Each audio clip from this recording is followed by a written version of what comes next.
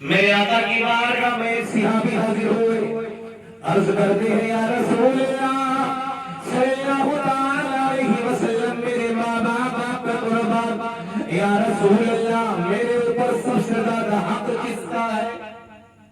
سب سے زیادہ حق کس کا ہے؟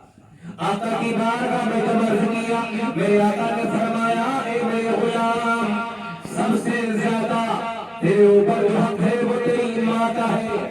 تین مرتبہ میرے آقا نے فرمایا کہ غلام نے عرض کیا یا رسول اللہ پھر کس کا ہے؟ میرے آقا نے فرمایا تیرے باپ کا ہے۔ غلام نے ایک مقام پہ فرمایا الجنت تحت اقدام الامہات، جنت ماں کے قدموں کے نیچے ہے اور باپ جنت کا دروازہ ہے۔ باپ اگر ناراض ہو گیا تو یاد رکھو جنت تک نہیں پہنچ سکتے۔ ماں اگر ناراض ہو گئی، اور آج تو ہمارا جزیہ ہے، آج تو معاشرے کا حال بن گیا ہے، ماں باپ ناراض ہو جائے تو ہو جائے، لیکن دوست راضی رہنا چاہیے، عزیز راضی رہنا چاہیے، جس کے ساتھ میں گھومنا ہے وہ راضی رہنا چاہیے، احباب راضی رہنا چاہیے۔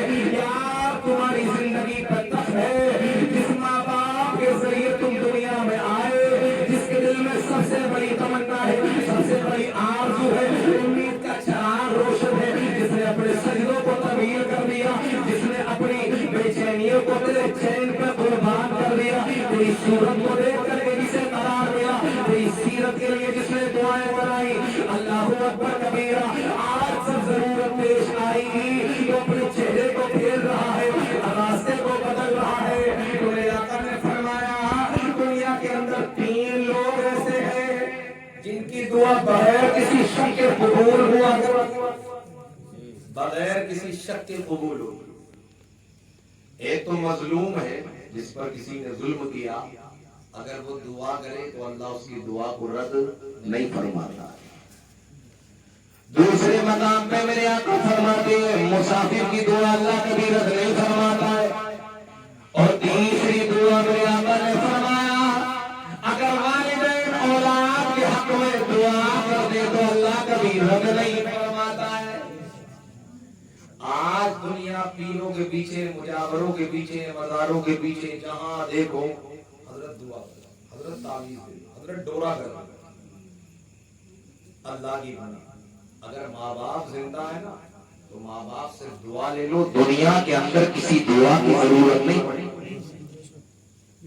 کئی ایسے لوگ ہیں معاشرے کے اندر، کئی سال بعد سے گزر گیا، باپ کے چہرے کو نہیں دیکھا، ماں سے کلام نہ کیا، یار حیرت ہے، تعجب ہے، نبی کا کلمہ پڑھتا ہے، نبی سے محبت کا اقرار کرتا ہے اور ماں باپ کو ناراض کرتا ہے، ماں باپ کو تکلیف دیتا ہے، ماں باپ کو برا بھلا کہتا ہے۔ تو سنو میرے آقا فرماتے ہیں رضی ربی فی رضی الوالدی وسخط ربی فی سخط الوالدی۔ میرے آقا نے فرمایا اللہ کی رضامندی ماں باپ کی رضامندی میں ہے، اور ماں باپ اگر ناراض ہے تو اللہ ناراض ہے۔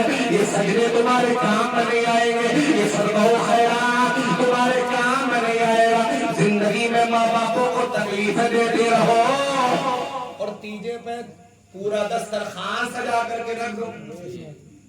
معاشرے میں بڑا الٹا معاملہ چاہیے اس وقت میں، تمام زندگی ابا کے قریب نہیں گیا، اب ابا کا جیسے ہی دم نکلا آ گیا تیج آیا تو ایسا لگ گیا کہ سارا پھل فروٹ اس نے پتہ نہیں کہاں سے منگوا کر کے۔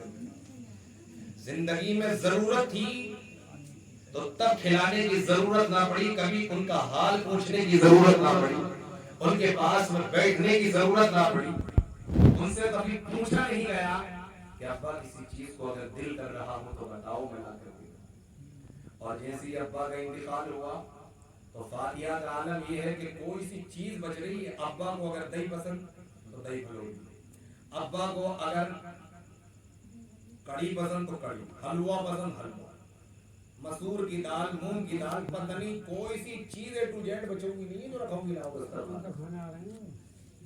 اب بتاؤ کہ مرنے کے بعد ابا کھانے کے لیے آئے، جب کھلانے کی ضرورت تھی ان کے جسم کے اندر طاقت پیدا ہوتی، انرجی پیدا ہوتی، جب انہیں ضرورت تھی تب تم ان کے قریب میں لگے. یار تو کھلانے کی بات تو دور کی کرتا ہے, ان کے قریب میں اگر بیٹھ جاتا تو ان کا کئی پلی خون بڑھ جاتا, ان کا دل و دماغ معطل ہو جاتا.